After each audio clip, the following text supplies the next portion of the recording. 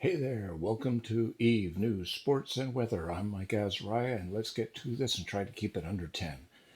Uh, I'm going to save the big story for the end. So if you're looking to get the one thing that is semi-important, then feel free to skip down to the bottom and work your way back. Tell you what, I'll do this when I get to the big story, so you can video skip. Uh, let's see, movement first. The goons are moving again. Why? I don't know, but because they just did a huge move up. About 4 months ago? Was it only that, or was it longer ago? But they did a huge move up, changed their entire base of operations, and now they're moving again. And I have no idea why. If you do know why or what their purported idea for why is, I would appreciate an update. Feel free to leave a comment down below. Um, but the one thing that it brought to mind is the fact that even in games, usually there is a purpose to an action. If somebody does something, they're hoping for something to happen, whether it's to keep. So take the goon movement, for example, and I'll hit this theme again a little further down. But if they're moving for a reason, either to get closer to a battle, further from a battle, or just better money to be made over there.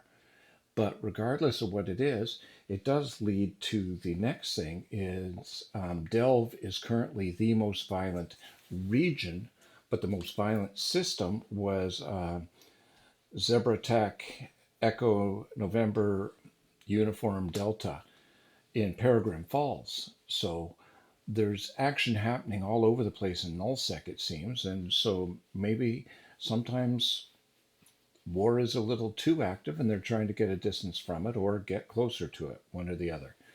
Abazon has dropped from number 1 to number 3 in the most violent low sec.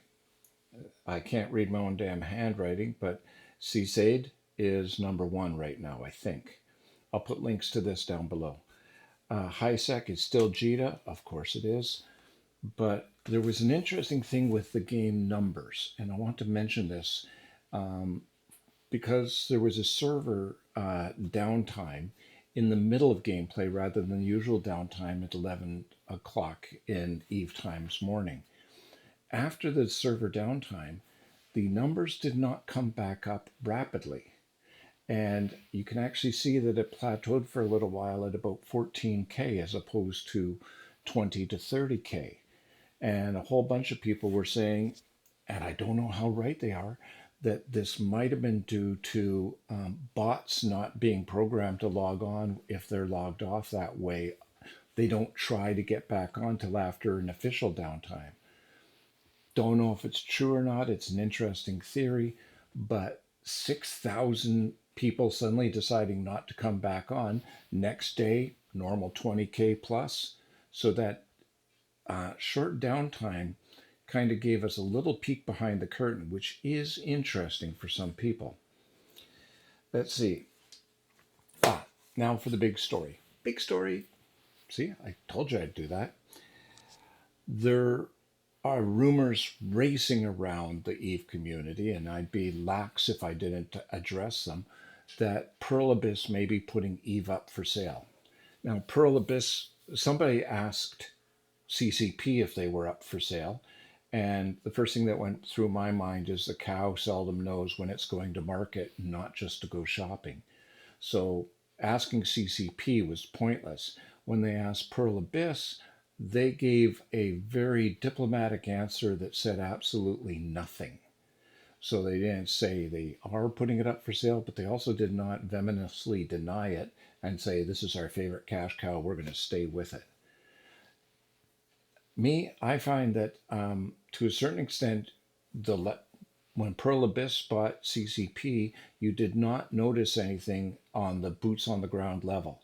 And I talked to devs and I asked them outright at various functions whether they saw any action or any change in policy because they now had new owners, and they did not, or at least as they said they did not. They might have thought me a Korean spy of some sort, but this is one hell of a disguise, isn't it? So it would be interesting.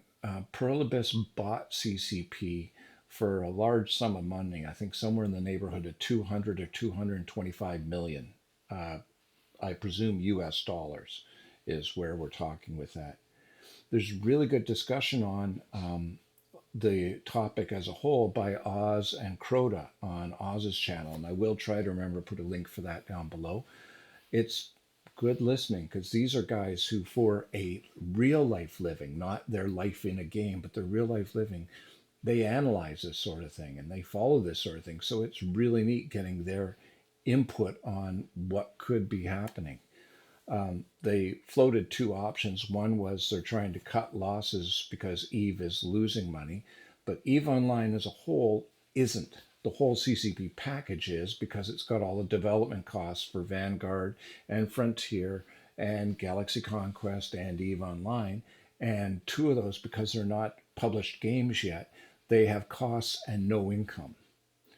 So if I was looking to buy it, I'd almost be tempted to say, I like the moneymaker because Eve Online is a moneymaker. They were discussing how much it makes. Numbers don't leap to mind for me. I am good with numbers, but that sort of thing I don't bother memorizing anymore. So Eve is making money still. It is not making a ton of cash, like it's not paying off what it would need to be able to buy it out without waiting 5, 6 years, something like that. But it's actually a decent investment. My worry is if some third party buys Eve, they would probably be motivated to cut Frontier and Vanguard. Just say, we want this because it's making money. Those, unless you can get them on the ground now and start making money with it, we're not going to fund it anymore. So either you fund it internally or it's a dead duck.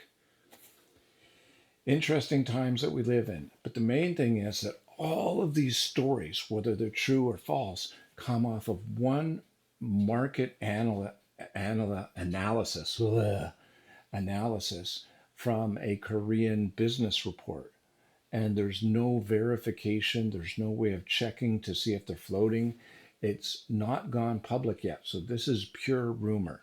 And it travels fast and it gains a lot of momentum. But nothing's been proved. Nothing's been shown to be right yet. So I wouldn't start panic selling your Titans and packing up and deciding what game you're going to play next. We're not dead yet. We're not even sold. And even if we are sold, that won't necessarily kill us off. It just means different owners and whether they'll continue to run a game out of a small frozen rock in the middle of the Atlantic. So CCP hasn't said anything. Fanfest was great. Things are going ahead slowly as things do. I think move ops are interesting. I'm going to be watching that. The big movement, though, connected with that is in the past. Where is it? Let's see. Movement of corporations and alliances. Goons dropped 2,000 members in the past week, and almost all of them were from Karma Fleet. So I don't know what happened or who left, but there has been a large exodus. Karma Fleet has about 8K. So 2,000 dropping off is a fair number. It's an appreciable percentage. What's going on there, I don't know. But there's been no other movements in the corporations and alliances anywhere near that. That is a big shift. What it means, if you know, give me a note. I would really appreciate it. But that's it for the news as far as I go on my notes. Yep, that's good. And so you guys have yourselves a lovely time. I made it under 10 minutes once again. To your health.